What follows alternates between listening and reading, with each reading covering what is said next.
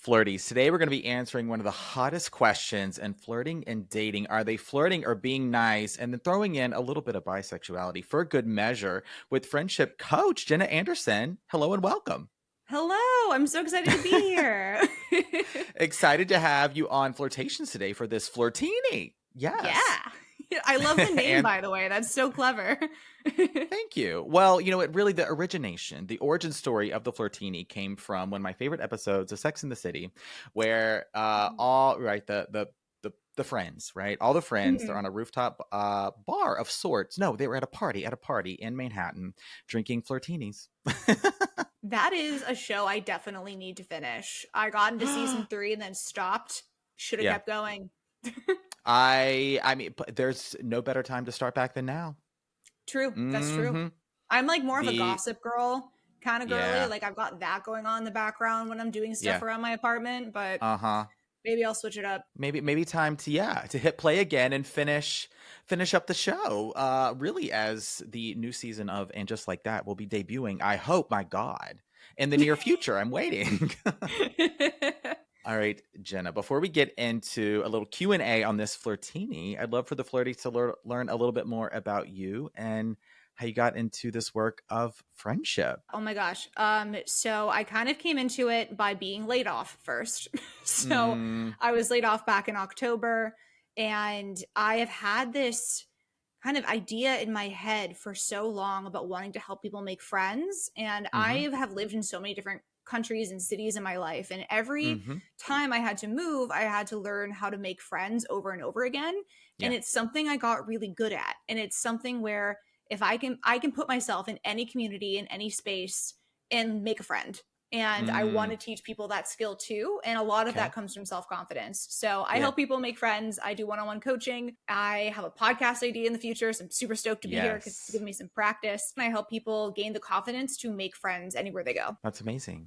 That's amazing. What is one of the number one, I mean, I love asking this question, and then I'm going to ask the reverse of the question. One of the number one struggles you feel like people have making friends? You mentioned the confidence piece, but is it just that, or maybe some other things come into play? There's a lot. Oh my God, there's so many things. So definitely with the confidence is one thing that my clients mention the most. But the other thing about it is actually time management and like energy management.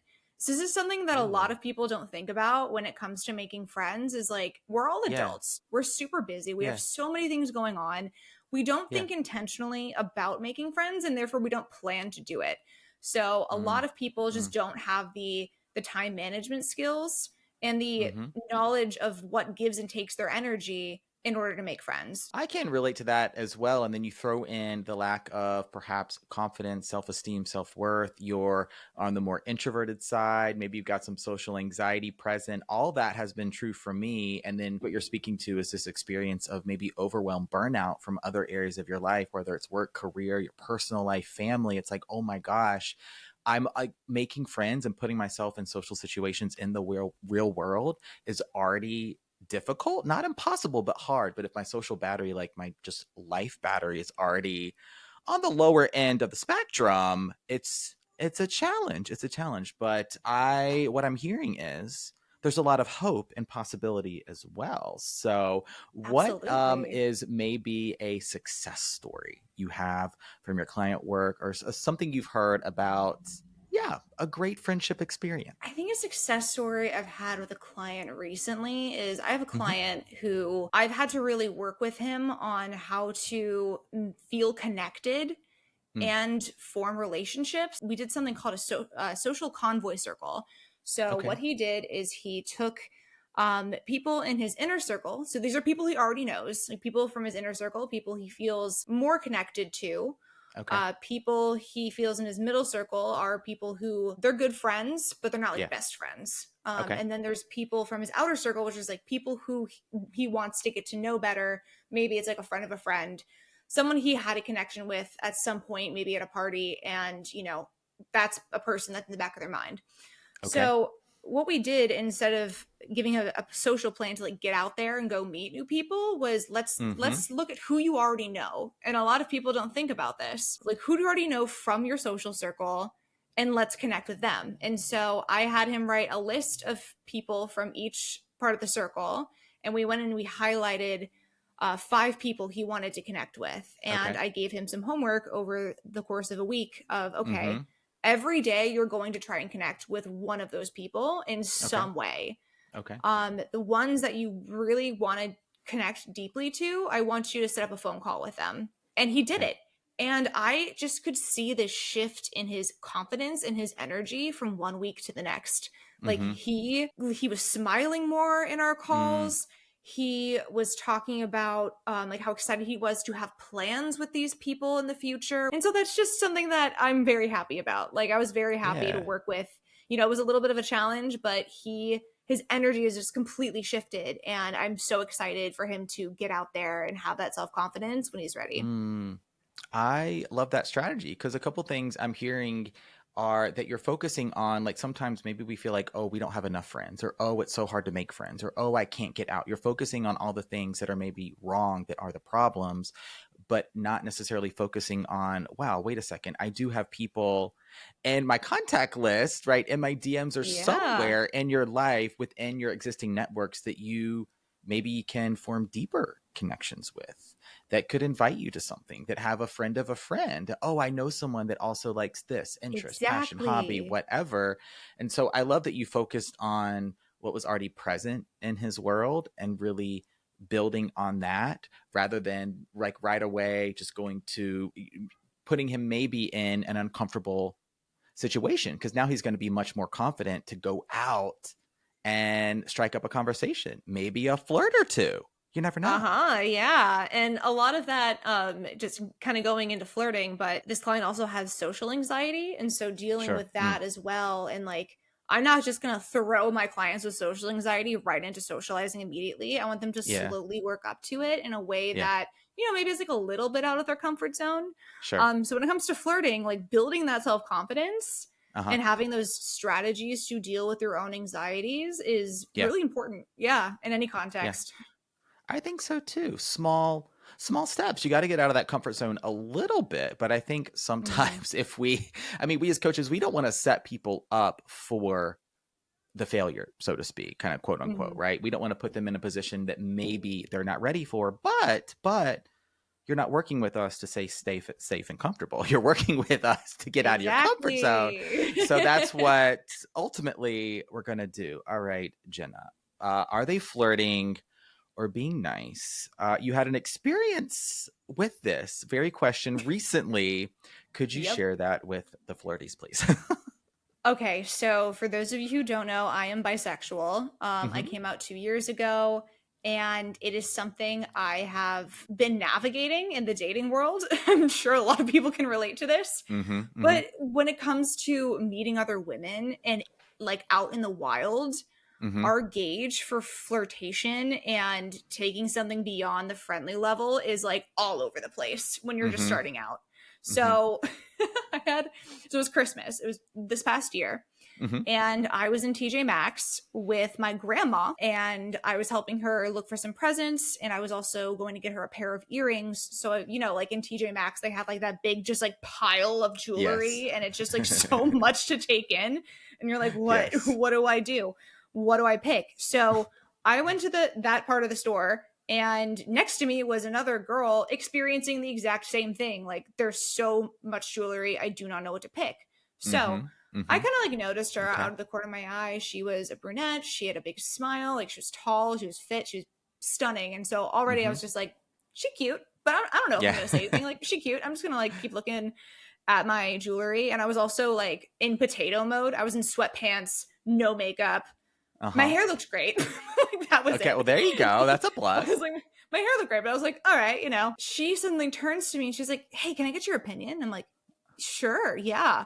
Uh-huh. She's like, I'm going to a Secret Santa and I'm getting some earrings for someone in that group, but I don't really know them very well. Like, can you help me pick a pair? And so I helped her pick a pair, but then we started talking about how she lives nearby and she just moved to the neighborhood, and she you know, is looking to meet people, and she didn't specifically say friends, she said meet people. And I was like, okay, awesome, Mm-hmm. sweet. Mm-hmm. Then she Okay. started like, you know, like that energy you get when someone is so intently interested in you that they're just like Yeah. like they are making intentional eye contact, which is like a Yeah, rare yeah, you thing. feel the energy. Yeah. Uh-huh. Yeah, that's a rare thing in our day and age, and I'm really big on eye contact personally. So she's just Uh-huh. staring really intently at me, like she was very interested in what I was saying, very animated. She complimented me on my hair, like she was flirting with me, like Okay. she was giving off flirtation Flirty vibes, vibes. and Yeah. like in the things that she was saying and the way that she was acting in her body language. So me freaking out on the inside was like, oh, okay, this cute girl is hitting on me in a TJ Maxx. Like, oh my God, is Yeah. this our meet cute story? Like, this is adorable. Yes. So she Uh-huh. asked for my number. I gave it to her. About an hour later, she texts me. I'm like in the car with my grandma. We're eating ice cream. She Uh-huh. does not know that this happened, by the way. So Okay. Hi, grandma's Grandma. completely oblivious. I was like, Grandma, I met a cute girl, but she knows I'm bi. So, so I was in the car with my grandma. We were eating some ice cream, and she texted me. She's like, "Hey, it was so nice meeting you. I like thank you so much for helping me pick those earrings." Smiley face, lots of emojis, like Okay. interest in follow up. And Yes.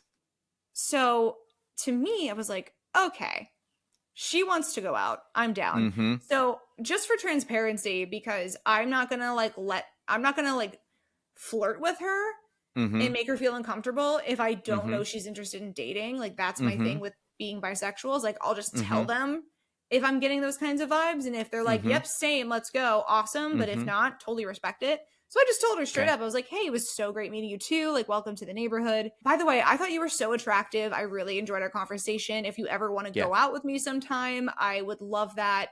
If not, absolutely no pressure. It was just great to meet you. And so Yeah. she didn't respond for 2 days. And I was like, okay. Ugh.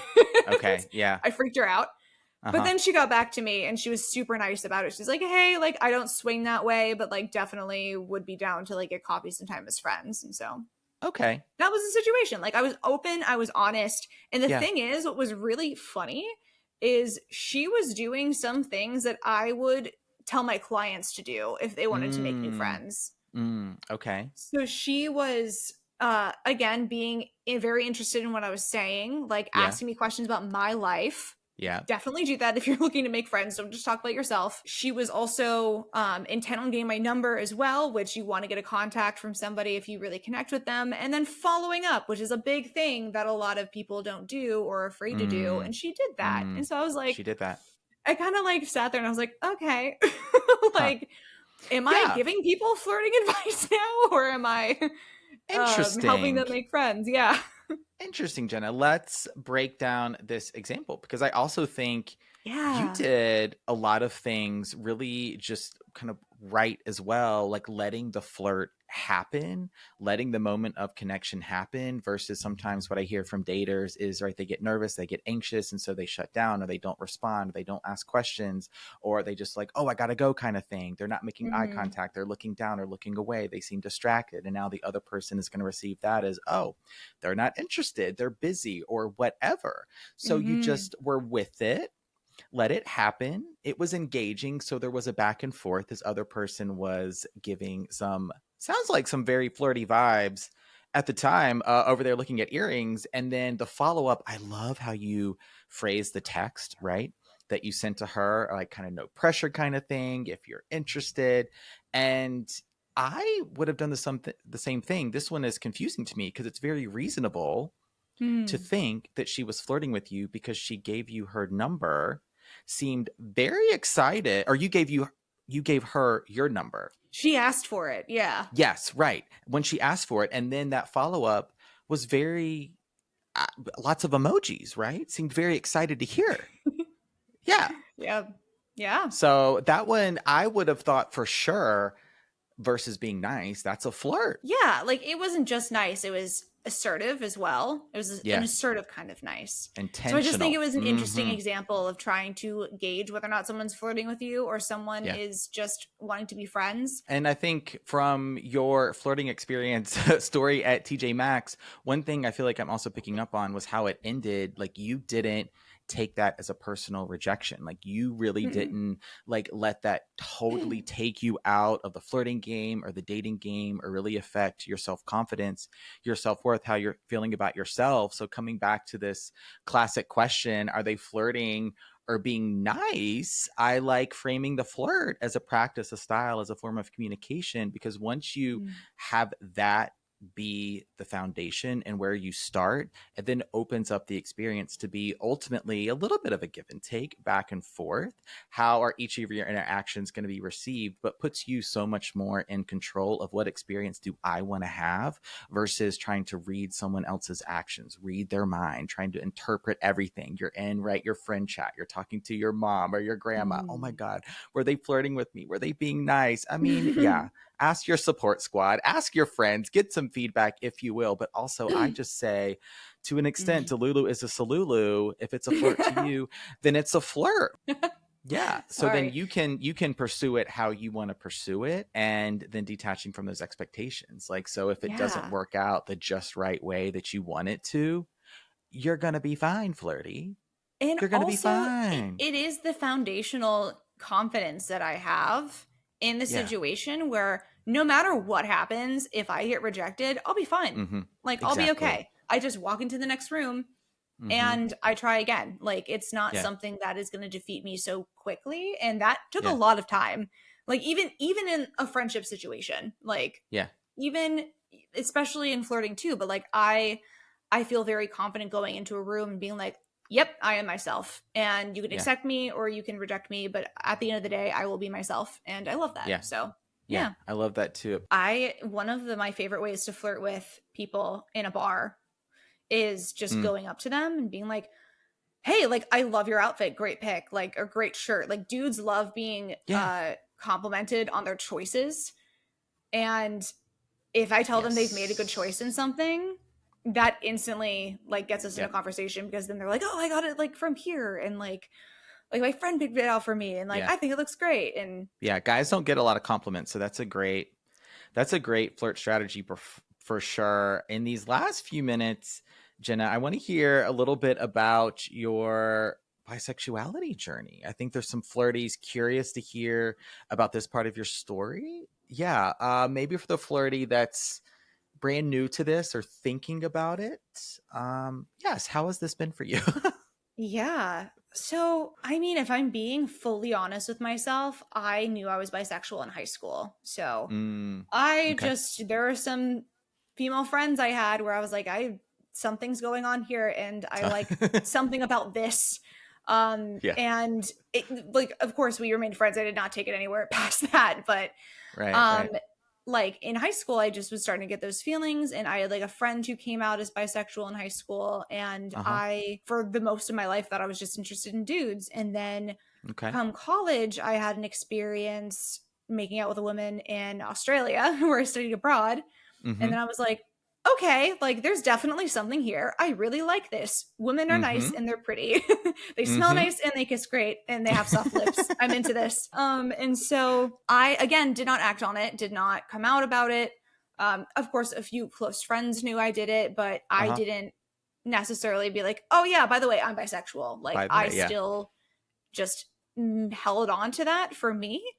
And then during the pandemic, I had just moved to a new neighborhood and I was on Hinge. And this is when the pandemic was like kind of dying down. So like we're being safe. But I went out with a girl that I met on Hinge, and I was just like, you know what, I'm just gonna like try it and see how it goes.